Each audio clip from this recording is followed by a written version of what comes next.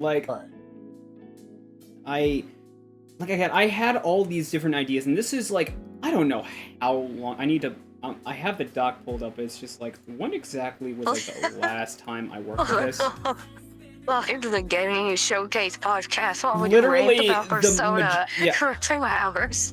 Oh, I can't wait to see people turn on Persona 5 instantly. Oh, yeah. All of a sudden, because Persona 6 is the new thing, and then see the Persona Fem zealots be upset that more people are making fun of their game. So, I just want to talk about sort of like the different ideas that I like more or less jotted down in my own time and everything. It's just like, hey, this could actually be interesting, or this could be interesting to see in a like a Persona 6 tie-in. Like, I mean, how if I can find it, I actually had like actually had art commissioned of an OC that I was gonna make for the game and everything. But here's the thing. I don't mean to interrupt you. Sorry. Here's my question about Persona 5 or Persona 6. Do you think they're gonna milk this as hard as 5 and 4? Absolutely. Or do you think that they Absolutely, without a shadow of a doubt.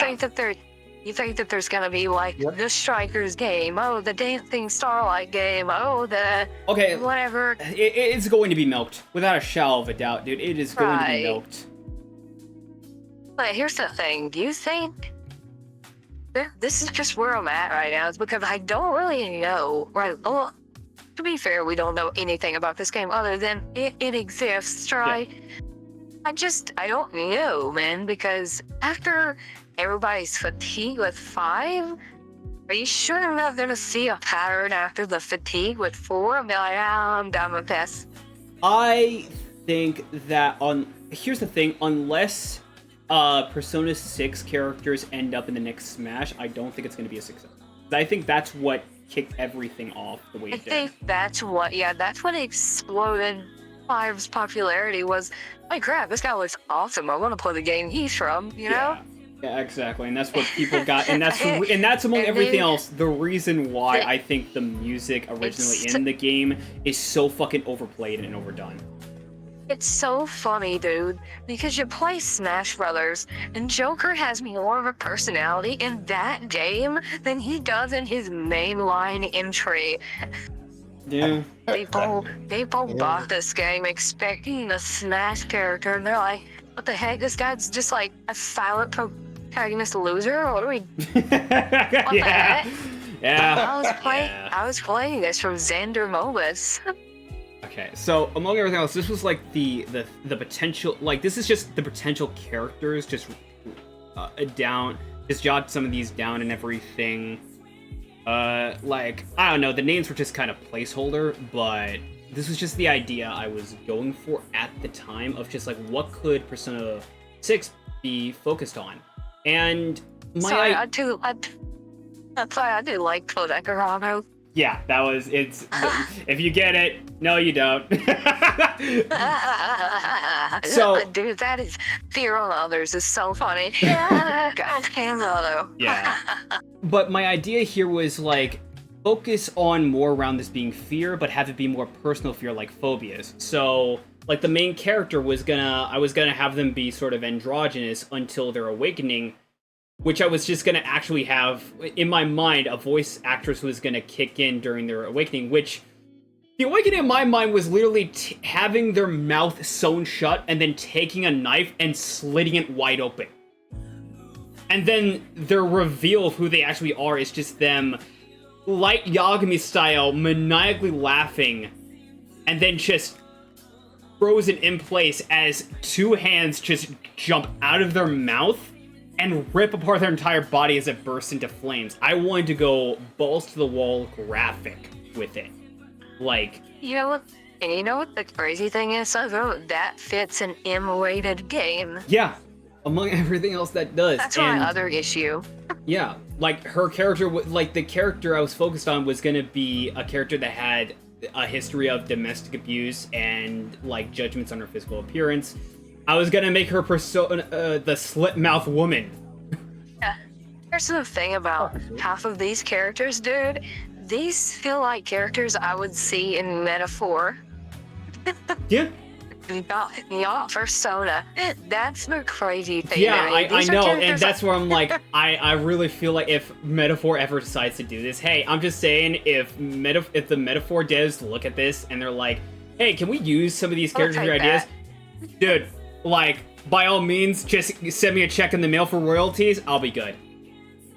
Like, one of the characters, their persona was Brushogun, which is a full-on reference to Teen Titans' own Eldritch horror creature of an artist that became cursed of his own art and was able to create it through like his own blood or whatever. Like, yeah. Also, here's the other cool thing I noticed about this list, right? Yeah. There's everyone seems like they have their own freaking their own, I don't want to say agenda, right? But they have their own purpose. Yeah. You know, for and being part of the group. That's it's another, not just, yeah, hey, that's you also had a sucky, like, adult figure in your life. You should join the team. Yeah. Here's the thing about it, too, is I had, like, even further idea because bonding over trauma, yeah. I wanted to play more with the idea that personas were their own individuals, kind of like Persona 4, but more going to the idea of, like, yeah, if you treat them like tools, they will give you the same treatment as well. I wanted to treat them with the idea that they can just control the user if they so desire. You talked about this at length for how cool this would be, dude. Yeah. Because I know what the first instinct would be. People would be is like, oh, that's JoJo. No, it's not. JoJo stands are not sentient. They're not sentient.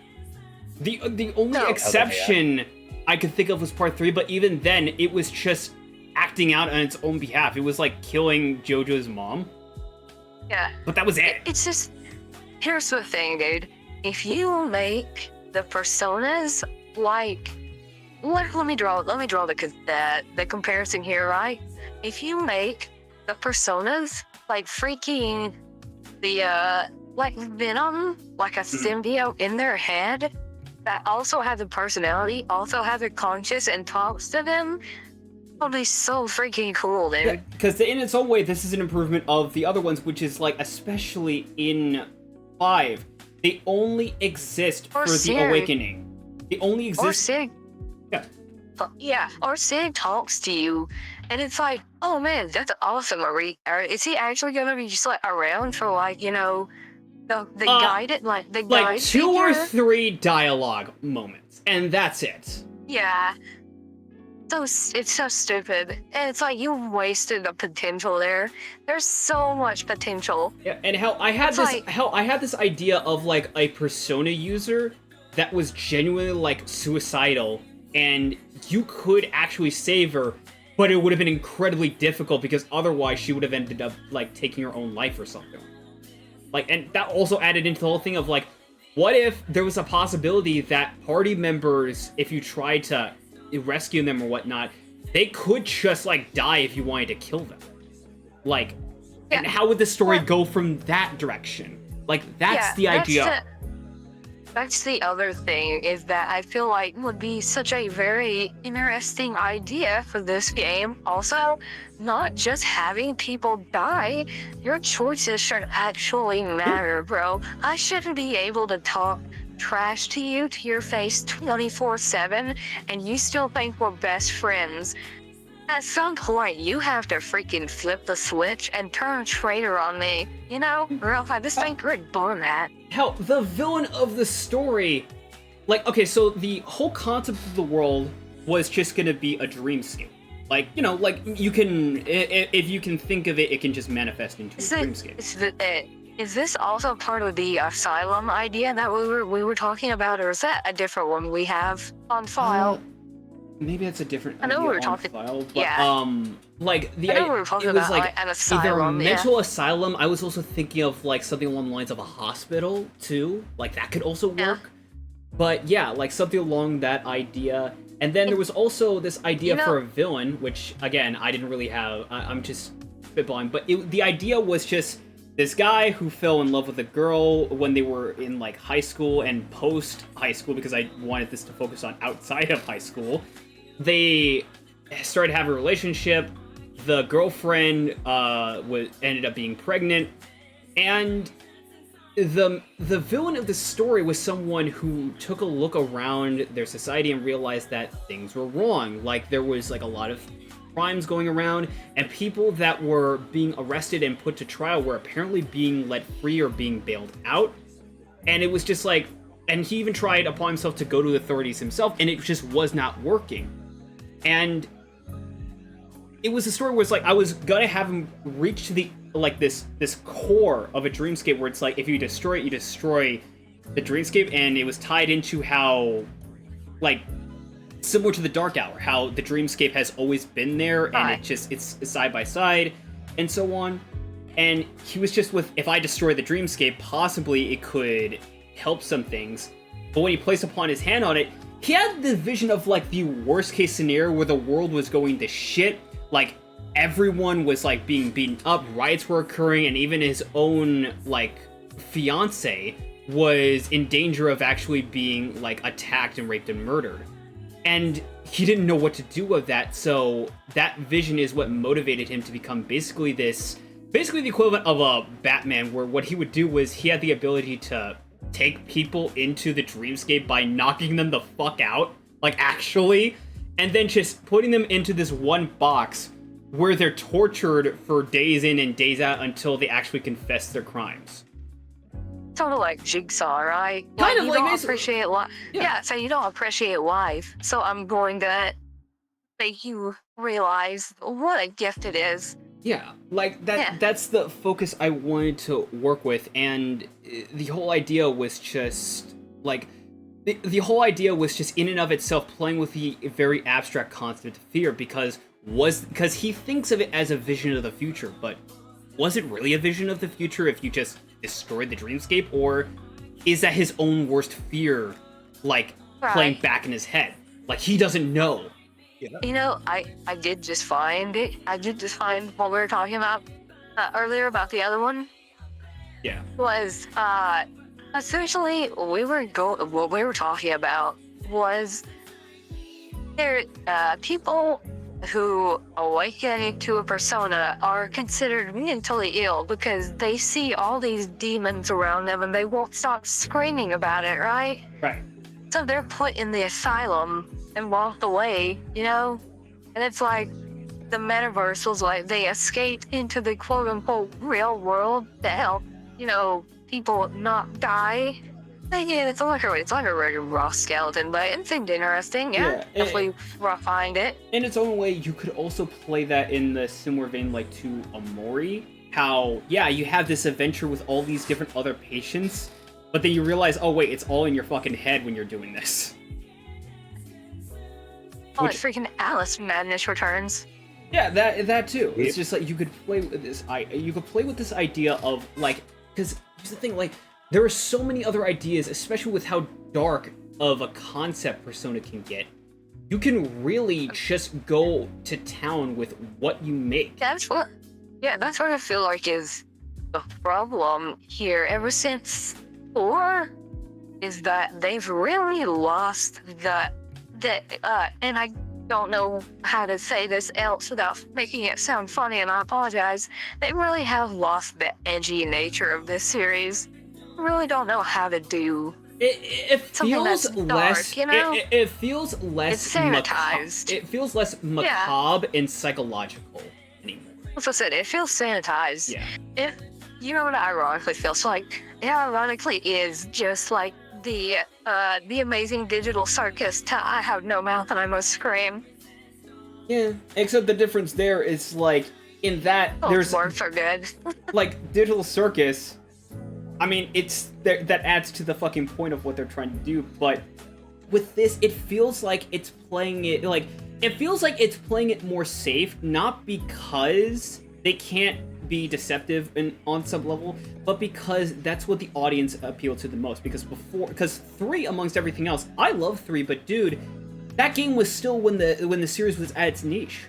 When 4 kind of dropped that focus or that tone or that atmosphere of, like, you're gonna die, it became a lot more popular. It became a lot more memed. on and everything. Because they shaved off all of the unpleasant edges. Because, bro, freaking Ray has a villain that is basically a Jesus stand-in with a revolver. You can't tell me that's not edgy, and that's not quote-unquote offensive, right? If Persona 5 did that, there would be so much outcry over it, because it's like, that character's too dark and scary. But yeah, kind of the point. Story is supposed to be freaking creepy. That's kind of the point. Didn't they also give metaphor shit for that? Right, oh yeah, they did. Dude, freaking has a hang on screen, and it's like, oh no, it's rated T. Freaking actual gore. Well, not actual gore, but you know, like stabbing, blood, everything like that on screen. It does have actual bloodshed. It does have actual bloodshed. It's just like, but that's the whole There's thing. So much stuff. Genocides are T-rated. Among everything, I feel like this adds to the whole point of, like, with Persona 6, that teaser, it's like, I like the idea here. The problem is not that this idea exists. The problem is that this is likely the only thing we're gonna get that springs of that idea, is the thing. Yeah, it's gonna.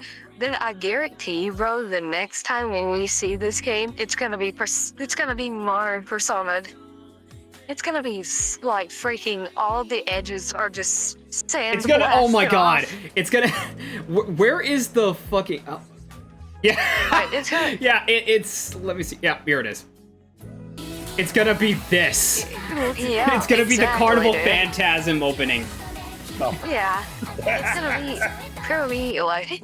Also, you follow this up just by like Ilya being like, you know what, behead Saber and freaking defile her corpse, and then just cut to this. And it's like, are they so serious? Unfortunately, yes.